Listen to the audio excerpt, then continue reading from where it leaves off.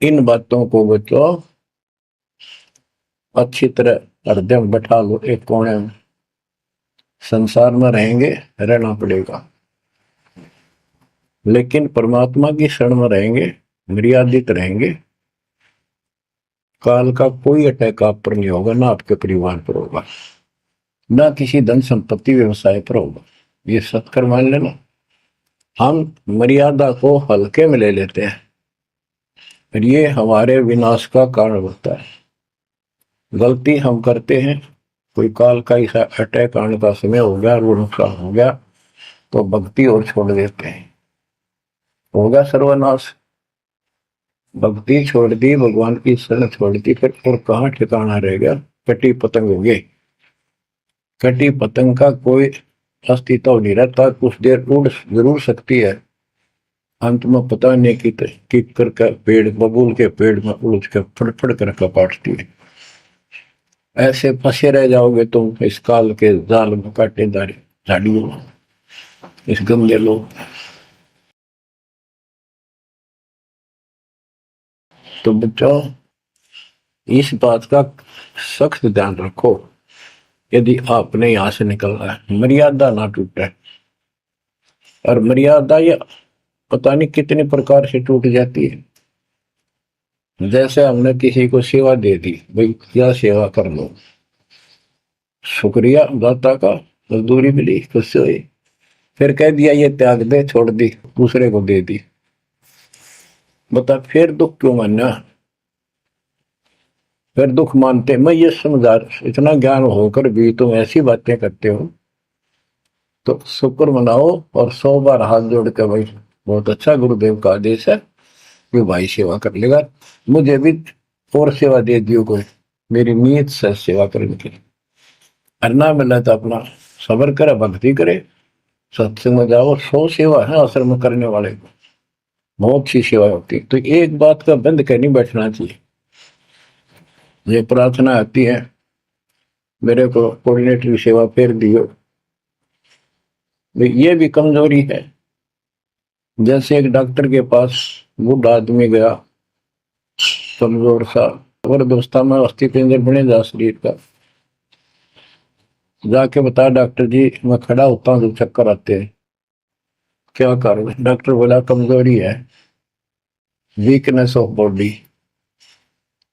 बोला पिंडी दुख है, पिंडी पैरों की। डॉक्टर बोला कमजोरी है। फिर वो वर्द बोला जी मेरे सारे शरीर में भड़कुआ रहती है, यानी सारे शरीर में दर्द सा बना रहता है, चबक चबक नाड़ी करती है। डॉक्टर बोला कमजोरी है। वो वर्द गुस्सा होकर बोला डॉक्टर ने, तो डॉक्टर है गम चक्कर है, एक का बात जाना है कि कमजोरी है, कमजोरी है, और भी तुम्हें बताओगा। डॉक्टर बोला ये भी कमजोरी है, this is also due to weakness. ये क्रोध भी कमजोर आदमी ने घनाया कर, यह भी कमजोरी है। तो बच्चों यह सारी कमजोरी है जो मर्यादा से नारी हटकर करोगे, चाहे कुछ भी कर लियो। मर्यादा को हल्के में ला लो। जैसे हमने इतने सारे नियम बना दिए, भक्ति करनी है तो इनका पालन करना पड़ेगा, नहीं तो फिर गधे बनकर कुमार के नियम में चलना पड़ेगा। एक कदम भी अपनी मर्जी से नहीं जा सकते, बैल बनकर नाथ डल जाएगी, छच्चर बनकर बग्गी में दौड़े जाओगे, रेड़ी में, फिर चलेगी क्या आपकी मर्जी। असंग जन्म तन मृत्या हो गए, जीवित क्यों ना रे, दवा 10 दर मद मैल मठ बोरे, बोर ना दे धरे रे। तो बच्चों जीवित मर लो, इन बातों को छाती में धर लो, हृदय में बैठा लो, कति मस्तिष्क में। ये संसार आपका नहीं है, ये परिवार आपका नहीं, ये संपत्ति या कार कोठी तेरी नहीं, गरीब काया तेरी है नहीं, ये माया कहां से हो। चरण कमल में ध्यान रख, इन दोनों को खो, इनको भूल जा, अपने गुरु जी के चरणों में ध्यान रख, उनके बताए दिशा निर्देश के आदेश से आधार से अपना जीवन निर्वाह कर।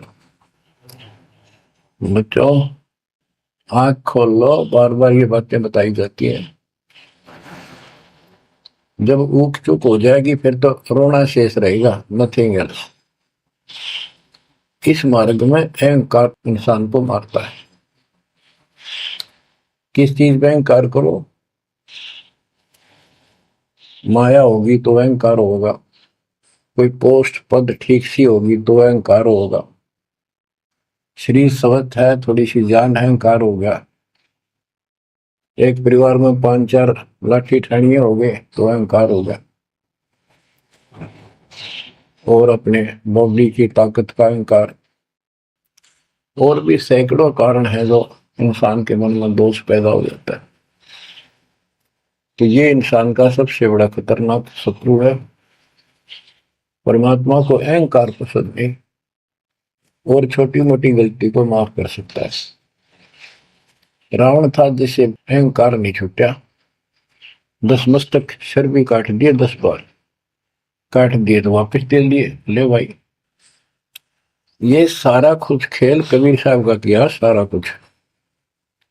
ये आत्मा परमात्मा की है, चाहे आज राक्षस है, चाहे कोई कसाई है, चाहे देवता है, चाहे ब्रह्मा विष्णु महेश है, चाहे कीड़ी आती छोटे जीव है, कोई स्त्री पुरुष है, बालक बच्चे, जीव जंतु सब उसके हैं। काल चाहता भक्ति से खत्म हो जा, ये भक्ति में इनकी आस्था खत्म हो। मालिक चाहता है इनकी भक्ति में आस्था खत्म ना हो, फिर तो कति गए काम क्या। जो भी जैसी साधना मालिक के नाम पर बैठ कर कहीं कर रहा है, उसके पिछले संस्कार से, उस भक्ति से जो उसको मिलना है, उसके साथ साथ परमात्मा उसको सहारा देते। जैसे रावण ने सिर काट दिया शिव जी के निमित्त, तो भगवान के नाम काटा उसने, वो भगवान की खोज में निकला था। साधना गुरु गलत मिलने से उसको मार्ग गलत मिल गया। पिछले जन्म के संस्कारी ही इतने सैक्रिफाइस कर सकते, इतनी कुर्बानी कर सकते, वैसे नहीं हुआ करते। तो पिछले जन्मों में वो भगवान का भगत रहा है, फिर इतना बिगड़ गया कि राक्षस बन गया। तो उस मालिक ने उसको 10 शीश वापस दिए, लेकिन बकवाद करी तो अंत बुरा हुआ। उसके कर्म में तो सिद्धि सिद्धि की, उनसे धन दे दिया, वो धन भी यही छोड़ गया। गिरफ्त सर्व सोने की लंका होती, रावण शरण दी, एक पलक में राज विराजी, जम के पड़े दी। मन तो सुख के सागर बसरे, और न ऐसा यसरे। क्या मांगो कुछ थिर न राही, देखत नैन चला जग जाई। एक लख पूत सवा लख नाती, उस रावण का आज दीवान बाती। एक पुत्र मांगते फिरते, एक बेटा देते, हे भगवान बेटा हो गया। बेटियों की तो हम गिनती नहीं करते, बेटा चाहिए बेटा।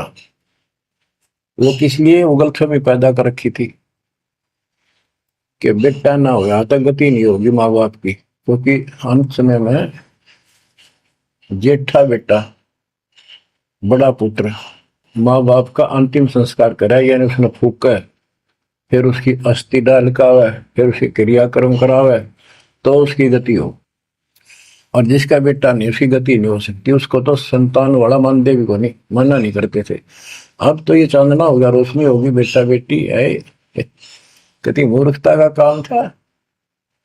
लेकिन काल ने तो उल्टी पढ़ाई पढ़ानी, उल्टा रास्ते डालना, वो होना एक परंपरा बनाकर बैठ गए, वो एक लकीर के फकीर होंगे। जैसे राजा दशरथ का सबसे बड़ा बेटा रामचंद्र था, उसको राज दे दिया, और बच्चों फिर उसको वनवास देना पड़ गया मजबूरी में। रामचंद्र जी वनवास में चल पड़े। राजा दशरथ का इतना मोह था अपने बच्चों में, रामचंद्र में विशेष, और जो बिछुड़ा उसमें ज्यादा होया करे। तो दोनों चल पड़ा, महल के ऊपर चढ़ के देखा, दिखता रहा, फिर नहीं दिखा तो चौबारे की अटारी पर चढ़ गया। चौबारे पर चढ़ कर जहां तक उससे दिखा, फिर मुंडेर पर चढ़ गया, एडी ठाई गिर गया, वहां से जमीन पर गिर गया, गिरते मर गया। अब रामचंद्र वापस नहीं आया, उसका अंतिम संस्कार किसने करा? वो पूछने वाला इन मंदबुद्धियों ने जो दुनिया को भ्रमित क्या करते थे, किसी की अकल वहां नहीं गई वहां तक। जेठा बेटा था ही नहीं, फिर उसके अंतिम संस्कार किसने करे? दूसरे ने करे होंगे। तो ये बात कहने की है, तो इसका मतलब उसकी गति हुई नहीं, बेटा होते हुए भी अंतिम संस्कार नहीं कर सका। तो इन बातों ने छोड़कर सतगुरु कबीर साहब द्वारा जो ज्ञान दिया है, इस पे दृढ़ हो जाओ। देखो, हमारी सारी बात उल्टी है। भक्ति मार्ग में बेटा है, बेटी है, अच्छी बात है। परमात्मा के चरणों में लग गए दोनों, तो हम तो बरी से हो गए, क्यों? भगवान आप पर खड़ा हो गया। और बेटा भक्ति नहीं करता, बेटी करती है, तो एक कौडी का नहीं हो बेटा किसी काम पर। कबीर साहब कहते हैं, राम रटत कन्या बली, साकर फलाना पूत, छेरी के गलगल थना, छेरी के गलगल थना, जिसमें दूध न बूत। बकरी के गल में एक खाल लटका रहा थन के साथ, व्रत की खाल। कहते वो बेटा था गल का ऐसे वजन है सिर पर, बेमतलब का व्रत का दिखावा दिखावा है। और वह बेटी अच्छी, राम रटत कन्या बली, सकट बलाना पूत। तो बच्चों, ये दातम मार्ग है, इसमें सारी बातें पहले से विपरीत हैं। देखो, बेटा ना होगा, बेटी बेटी होगी, तो यहां सृष्टि नहीं चलेगी। और बेटी बेटी होगी, बेटा नहीं हुआ, तो भी दिक्कत संसार की सृष्टि में आ सकती है। बाकी भगत का कोई फर्क नहीं पड़ेगा। इन बातों को जो दास कहता है, इनको एक सामान्य बातें ना समझना, निष्कर्ष है इस जीवन का। जिसके बेटी नहीं है, उसको ये तड़प रह जाती है बेटा होता, या भूल के भी ना करना। इन बेटे वाले देख लो कितने सुखी, टाइम पर रोटी नहीं, चाह नहीं भी तरसे बैठे बैठे। वो सोचे बड़ा दे देगा, छोटा सोचे बड़ा आप दे देगा, बड़ा सोचे छोटा कह देगा। बड़े बेटे आंखें में आंसू बुढ़ाएंगे। और बेटी आखिरी सांस तक प्यार देती है अपने माँ बाप को। एक आदि ने कमी बात कह नहीं सकते, वो किस्से के बिना होती हो तो आत्माएं नष्ट होती है। आखिरी सांस तक यहां भी हमने देखा, जैसे लड़की रोटी खा रही है और लड़का वैसे बैठा था। मां ने कहा, बेटा वो सामान ला कर रोटी तार बनाऊ भोजन। बैठा बेटा ना लाऊं, यूं कौन खोया लावे। बेटी तो कहा भी कोई ना, रोटी खाती खाती छोड़ गए। आण की थी एक 10 साल का की होगी, लड़का 12-13 साल का। उठ कर रोटी छोड़ के हाथ धोकर और सामान लाकर माँ को दे दिया। लेकिन फिर भी बेटे में मोह ज्यादा और बेटी में नहीं। इसका कारण यह था कि हमने बेटी को बाहर बना लिया इस गलत रीति रिवाज। बेटी तो 15-16-20 साल की मेहमान होती है आपकी। ये तो परमात्मा की बेटी 2 गुना का सुधार करती है। आगे जाके घर बसावे, उस परिवार को भी सुधारे और माँ बाप के अंदर मोह नारा रहे। तो भाव ये है कहने का, अगर बेटा नहीं है ना और भगत है, उसके ऐसा भगवान धरती पर नहीं। प्रथम तो वो है जिसका कति संतान नहीं, वो भगवान। दूसरा वो है जिसका बेटा ना हो, बेटियां की करके शादी वृद्धावस्था में अपना लेकर मारा जाता है। और बेटी वहां बैठी भी माँ बाप की चिंता करेंगी और कोई न कोई सुविधा उनको देती रहेगी। और बेटा छाती पर रह के भी खून फूके जाएंगे, कति साफ दिखाई दे है, इसमें कोई मानो तो ना मान। लेकिन बेटे भी हैं, ठीक है, और उनमें वो भी भक्ति करो, आप भी करो। कुछ दिन में उनको समझ आ जाएगी, पुत्र वधू भी भगवान से डरने वाली हो जाएंगी, माँ बाप का ध्यान रखें। वैसे कोई विकल्प नहीं इसका। लेकिन इस दुख को हम अच्छा मानते हैं पुत्र ना होने से। हम तो काल ने गधे बना रखे हैं।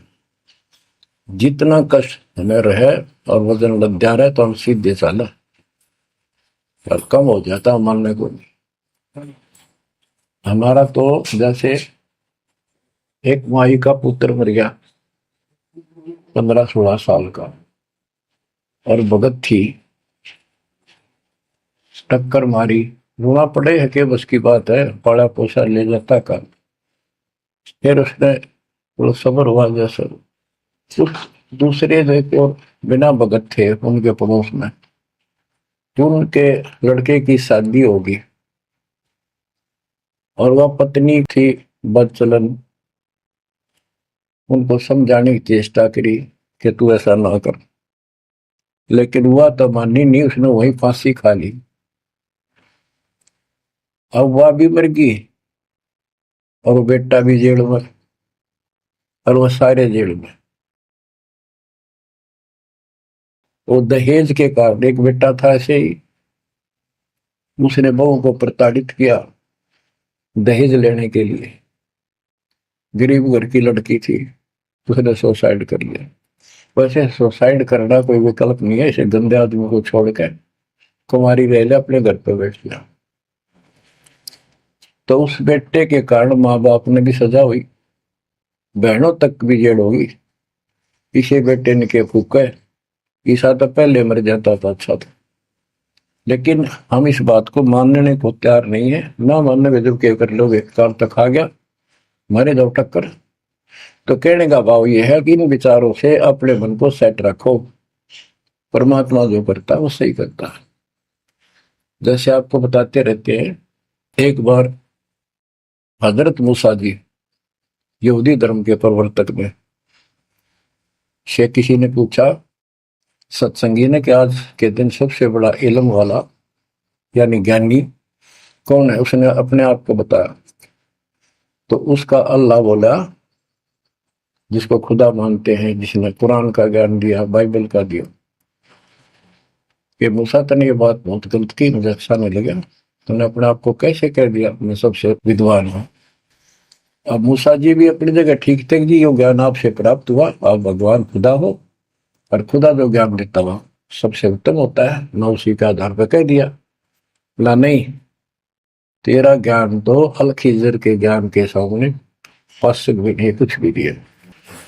तो अल-खिजर के पास मूसा जी पहुंच गए। अल-खिजर जी ने कहा, कबीर साहब थे वो, कि मेरी तो बातों को मानने का नहीं, विश्वास नहीं करेगा, जो मैं को बातें माननी पड़ेगी, तो ऑब्जेक्शन नहीं होना चाहिए, और बोल लेगा नहीं, सुन देखता देखता रही।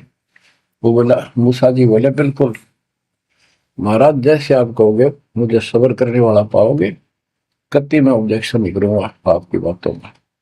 अगर तू खरा उतरा तो ज्ञान बताऊंगा, ना बताऊंगा। उसने रास्ते में चलते एक जवान लड़का था 17-18 साल का, अल-खिजर ने पकड़ के और उसकी गर्दन पकड़ के मार दिया। तो मूसा जी बोले, तनिष बेकसूर को मार दिया, तेरा दिमाग खराब है, यूं क्यों मारा तेने, क्या बिगाड़ा तेरा इसको। तो अल-खिजर बोला, मैंने कहा था मैं जो करूं तू देखता रहिए, बोलना नहीं है, मेरी क्रिया पे अविश्वास ना करना। मूसा जी ने अपनी गलती मानी, चल पड़ा। ऐसे ऐसे 2-3 और कारण गए, सब में उसने ऐसे ऑब्जेक्शन किया, आखिर में वो बिना हार गया। मूसा कि मैं इस योग्य नहीं, मैं आपकी बातों को अविश्वास करता रहा हूँ। लास्ट बता दिया कि इस क्रिया के बाद तो फिर ऑब्जेक्शन किया तो मैं तेरे से बात नहीं करूंगा, ना पे बताऊंगा। ज्ञान बोला भी ठीक है, उस पर भी हार गया वो। तब अल-खिजर बोला, सुन ले, ज्ञान तो तुमने बताओ नहीं, तो वो लड़का क्यों मारा था, वो ऐसा दुष्ट पैदा हो गया था, इसके माँ बाप भगत हैं और उनको इतना परेशान करता, वह रो रो का टाइम काटते। उसके स्थान पर भगवान ने उनके घर में 50 साल की उम्र में एक बेटी का जन्म दिया, उनका सुखी जीवन बना। ये प्रमाण है उसके अंदर, बाइबल के अंदर। तो बच्चों, ये सत्कर मान लो, मालिक जो करे उसको सही मानो, ऊप चूक हो भी जा तो भगवान से दूर ना हो जाना। वो जो करेगा भगवान कभी गलत नहीं करेगा, ये तो आपने मानना ही पड़ेगा। गलत तो हम करे बैठे, हाँ यू काल करवाने लगेगा, पर रोज गलत हुआ है, एक दिन भी तो नहीं। तो बच्चों, परमात्मा की प्रत्येक क्रिया पर विश्वास रख कर चलो तुम। हमने चाहे कितना नुकसान होता दिखे, रद्द करमता राम की रजा दर शीश, दास गरीब दरस परस तीस बैठे जगदीश। हम अपनी विचारधारा को ऊपर रखा है, जो घिसी पट्टी और बिल्कुल बकवादों से भरी होती है।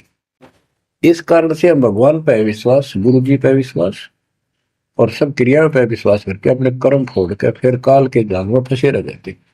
और वहां कुछ है ही नहीं वो तो सारे उल्टे कर्म, बेसिक परंपरा बनावटी है। बच्चों, विश्वास करो अपने बंदी छोड़ पे, विश्वास नहीं करोगे तो मार खाओगे। फिर परमात्मा ने कहा, बेटा कितनी बात बना लो तुम, मेरे प्रति वो भाव थारा हो नहीं सकता, तुम्हारे मन में मैल आ चुका है और ईब मेरे इस शरीर से गुरु रूप से तुम पार नहीं हो सकते। फिर रोए बुरी तरह जी, फिर उद्धार कैसे होगा? फिर बता कि दिल्ली से 10 मील दूर पश्चिम की ओर किसी गांव में हम फिर आएंगे, हमारा एक भक्त आएगा, उसको दीक्षा देंगे, दीक्षा उससे लेकर तुम कल्याण को प्राप्त होगे। तो वो कहते हैं वहां से चल के वृद्धावस्था में हमायू गांव है खरकोदे के पास, वहां आकर उनके कति वृद्ध हो गए, मालिक की कृपा से वो 200 साल जिए ऊपर बेसिक। और फिर गरीबदास जी को परमात्मा मिले 10 साल की उम्र में, उनको दीक्षा का आदेश दिया। तब उसने वहां से दीक्षा लेकर वहीं शरीर छोड़ दिया, छुड़ानी में। उनकी अभी तक हमारे सामने बताओ थे, हम जाने लगे थे कि अब 2-3 साल पहले, 10 साल पहले, या भोरी वाले महाराज आया करते गरीबदास जी, उन्होंने वो मंडी खुदवा दी, उनके दोनों की यादगार बनी हुई थी, इसलिए खुदवा दी कि लोग इन पूजन लाग जाए गरीबदास जी को छोड़ के। तो कहने का भाव यह है बच्चों, आंख खोल लो, इन बातों को छिंदरा, गुरु के प्रति कभी अविश्वास नहीं होना चाहिए और परमात्मा की प्रत्येक क्रिया को शिरोधार्य होना चाहिए। आंख खोल लो, परमात्मा बार बार यह मौका नहीं देगा आपको। समझा है तो सिर दर पाओ, बोर नहीं रे ऐसा था। ये संसार समझदा नहीं, कहना शाम दोपहरे गरीब दास ये वक्त जात है, रोओगे इस पैरे। भक्ति नहीं करते वो न्यू रोएंगे, गलत साधना कर रहे वो रोएंगे। ये सच्ची भक्ति करके मर्यादित ना रहे तो तुम रोओगे। कभी सीधे हो जाओ, समर्पित हो जाओ, मालिक के चरणों में सदा ध्यान रखो, बुराइयों से बचो, सेवा सुमन दान करो, मर्यादा का निर्वाह करो, मालिक आपको मोक्ष दे। सत्साई।